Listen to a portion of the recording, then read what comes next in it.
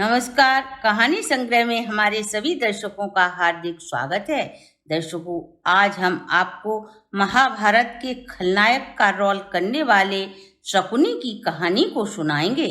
हम आपको सुनाएं इससे पहले अगर आपने हमारे चैनल को सब्सक्राइब नहीं किया तो प्लीज जल्दी से सब्सक्राइब कर लीजिए। दर्शकों, शकुनी महाभारत के ऐसे पात्र हैं जिसे लोग संशय की नजर से देखते हैं। शकुनी को महाभारत में षड्यंत्र करते ही दिखाया गया है।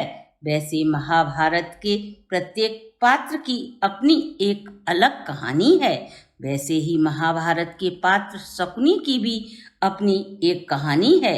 इसे हमारे बहुत कम श्रोता जानते हैं। कहते हैं हालात आदमी को कुछ भी करने को मजबूर कर देते हैं।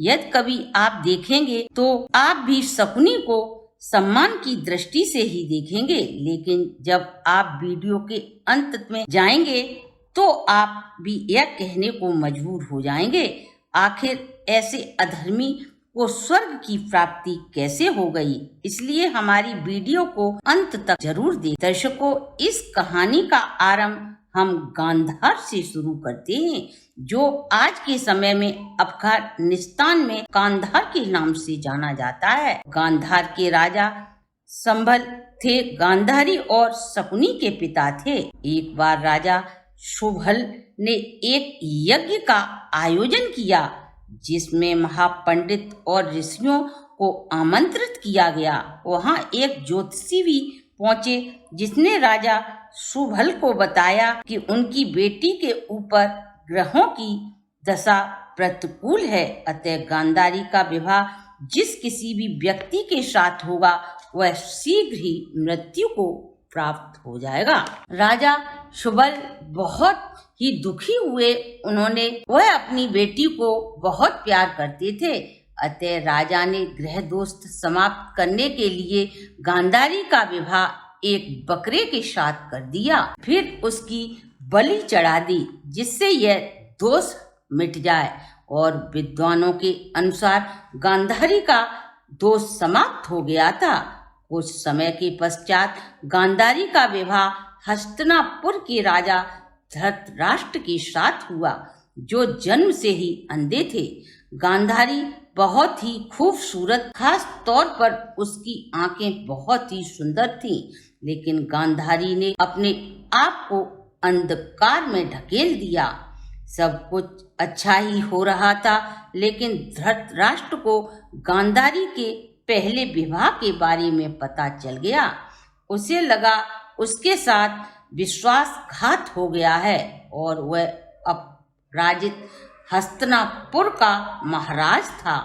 उसे कोई कैसे मूर्ख बना गया, यह सदमा बर्दाश्त नहीं कर सके। धृतराष्ट्र और गांधार नरेश शुभल और उसके पूरे परिवार को बंदी बनाकर काल कोठरी में डलवा दिया और राजा के तौर पर और सजा के तौर पर उसके 100 सदस्यीय परिवार को केवल दिन में एक मुट्ठी ही अन्न की खाने को दी जाती थी। आखिर 100 सदस्यों का एक मुट्ठी में कैसे गुजारा होता। ऐसा दंड इसलिए दिया गया ताकि भोजन के अभाव में सभी भूखे तड़प कर मर जाएं। शुभल ने सोचा, यदि मैं कोई यत्न नहीं किया तो मेरा पूरा परिवार मारा जाएगा। उसने सोचा, प्रतिदिन एक सदस्य को यदि एक मुट्ठी खाने की मिल जाए तो वह जीवित बच सकता है। यही सोचकर गांधार नरेश ने अपने परिवार के एक सदस्य को चुना जाए, जो परिवार में सबसे बुद्धिमान हो। उसी को वो एक मुट्ठी भर दाने दे दिए जाएंगे, जिससे उसके जीवन की रक्षा हो सके और हम सभी परिवार की मृत्यु का बदला ले सके। यह सोचकर मेरा समय अब पूरा हो चुका है। शुभल ने एक हड्डी ली और पूरे परिवार को उसमें धागा पिरोने के लिए कहा, लेकिन इस कार्य में सभी विफल रहे। अंततः शकुनी एक सिरे पर अन्न के धागा और दूसरी सिरे पर चींटी को बांधा।